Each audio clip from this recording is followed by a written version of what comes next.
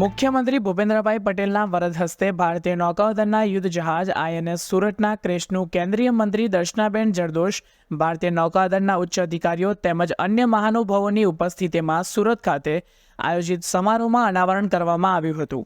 મુખ્યમંત્રીએ આ અવસરે જણાવ્યું હતું કે વડાપ્રધાન નરેન્દ્ર મોદીના નેતૃત્વમાં ભારત ડિફેન્સ ક્ષેત્રે સતત આધુનિકતા તરફ આગળ વધી રહ્યું છે અને આપણી સૈન્ય શક્તિ પણ વધુ સક્ષમ બની રહી છે। વડાપ્રધાનની દૂરંદેશીના કારણે આપણો દેશ ડિફેન્સ ટેકનોલોજીમાં આત્મનિર્ભર બની રહ્યો છે। મુખ્યમંત્રીએ આ ઐતિહાસિક અવસરે જણાવ્યું કે નૌસેનાના યુદ્ધ જહાજનું નામ કોઈ શહેરના નામ પરથી રાખવામાં આવ્યું હોય અને તે જ શહેરમાં તેના ક્રેશનું અનાવરણ થયું હોય તેવું ગૌરવ પ્રાપ્ત કરનાર ગુજરાત દેશનું પ્રથમ રાજ્ય છે। સોમવારે સુરત શહેરમાં આયોજિત સમારોહમાં ભારતીય નૌકાદળના અદ્યતન ગાઇડેડ મિસાઇલ ડિસ્ટ્રોયર સુરતના ક્રેશનું અનાવરણ મુખ્યમંત્રી ભૂપેન્દ્ર પટેલ દ્વારા નૌકાદળના વડા એડમિરલ આર હરિકુમાર અને અન્ય વરિષ્ઠ અધિકારીઓની હાજરીમાં કરવામાં આવ્યું હતું। નિર્માણાધીન યુદ્ધ જહાજની ટોચ 1836માં ખંભાતના દક્ષિણ પ્રવેશ દ્વાર પર બાંધવામાં આવેલ પ્રખ્યાત હજીરા દીવાદાંડી અને ભવ્યતા અને તાકાતનું પ્રતીક એશિયાટિક સિંહ દર્શાવે છે। સ્ટાર ન્યૂઝ 7 હંમેશા સચ્ચાઈની સાથે।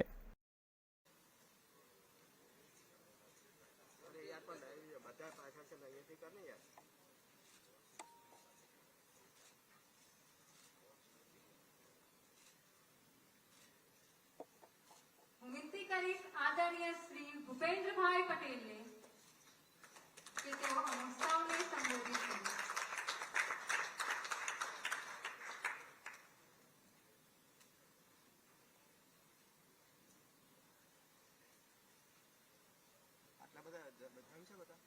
હું વિનંતી કરીશ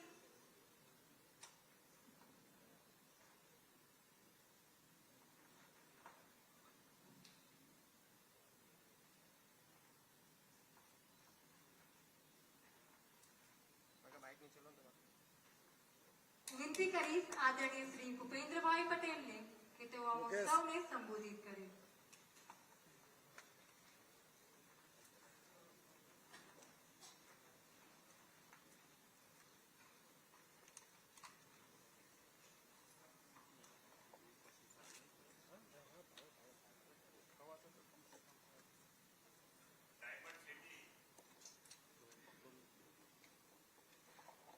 डायमंड सिटी सूरत में भारतीय नौसेना द्वारा आयोजित unveiling ceremony of crest of worship में मेरे साथ उपस्थित केंद्रीय मंत्री श्रीमती दर्शनाबेन जरदोश, महापौर श्री दक्षेश भाई मावाणी, एडमिरल श्री आर हरिकुमार जी एवं श्रीमती कला हरिकुमार, पद्मश्री कनुभाई टेलर, श्री मथुरभाई सवाणी, समाज श्रेष्ठी श्री गोविंद भाई धोड़किया, श्री लालजी भाई पटेल, वाइस एडमिरल श्री दिनेश कुमार त्रिपाठी, अधिक मुख्य सचिव Shri Pankaj Joshi ji, police commissioner Shri, municipality commissioner Shri, collector Shri, उपस्थित सौ सेना के अधिकारीगण, आमंत्रित महानुभाव, प्रेस मीडिया के मित्रों, आप सभी को मेरा नमस्कार।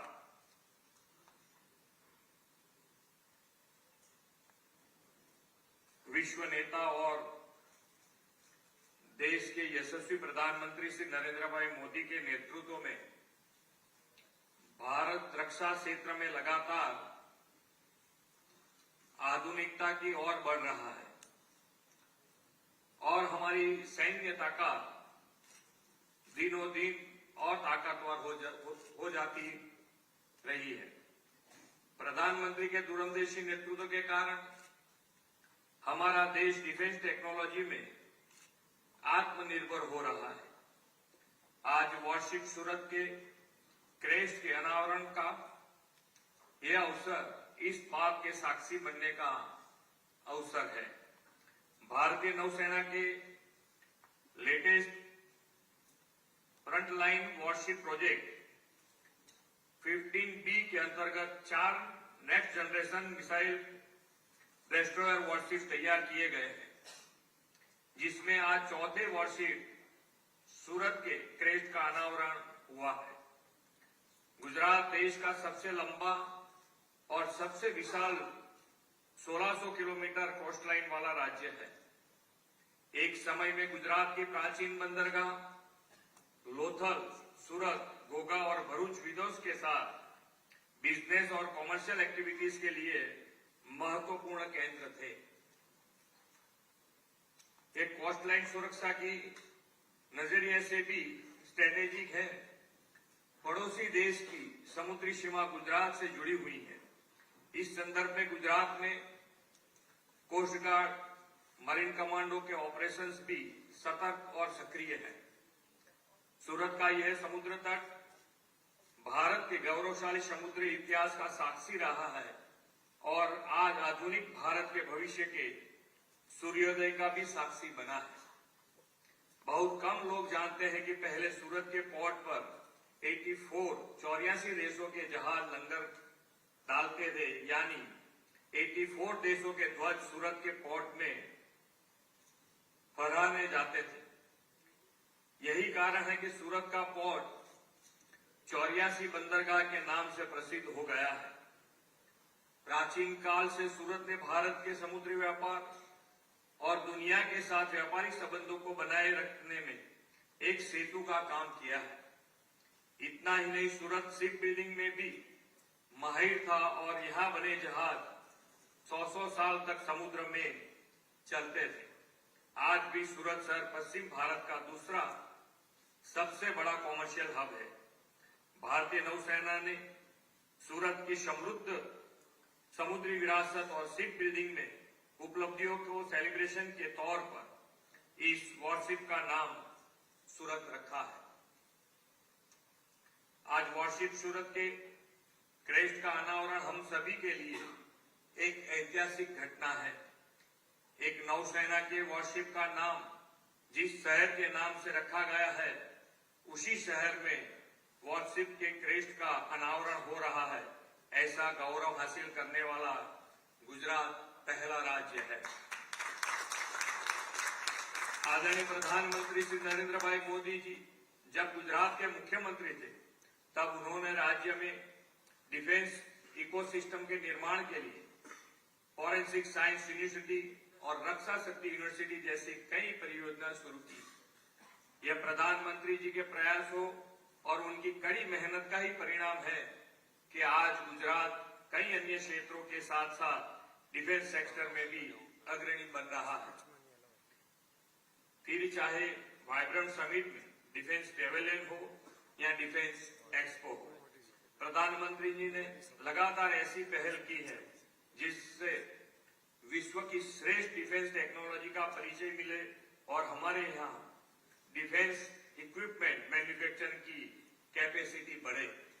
आज गुजरात में कई एमएसएमई ऑपरेशनल है जो डिफेंस के लिए महत्वपूर्ण पार्ट की सप्लाई करते हैं।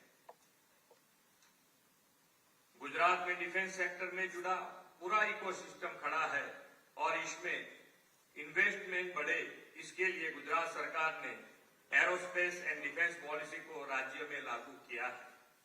2016 में एरोस्पेस एंड डिफेंस पॉलिसी की घोषणा करने वाला गुजरात देश का प्रथम राज्य बना।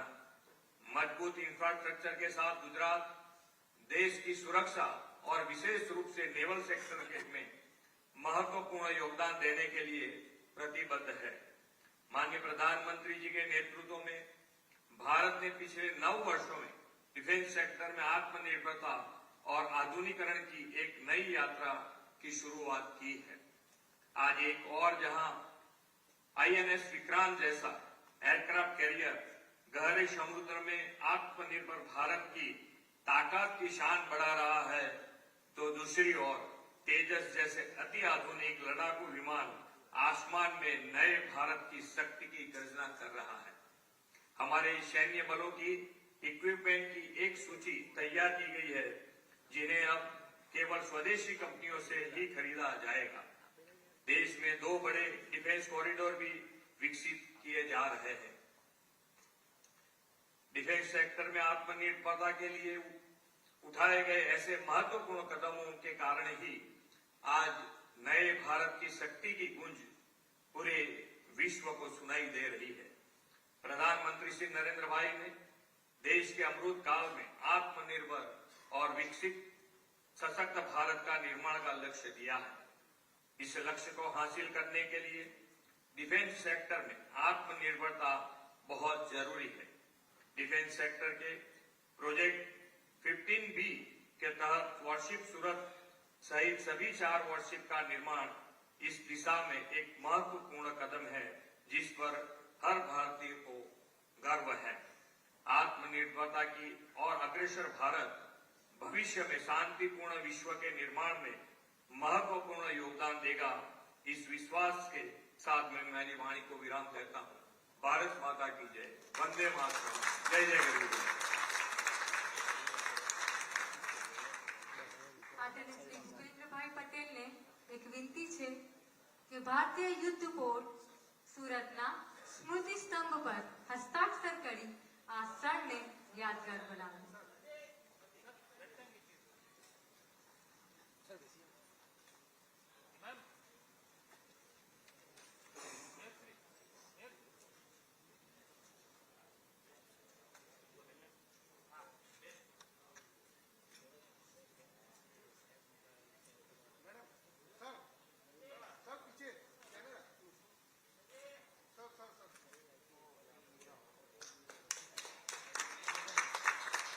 Ladies and gentlemen, now allow me to orient you all with the various depictions comprising this crest.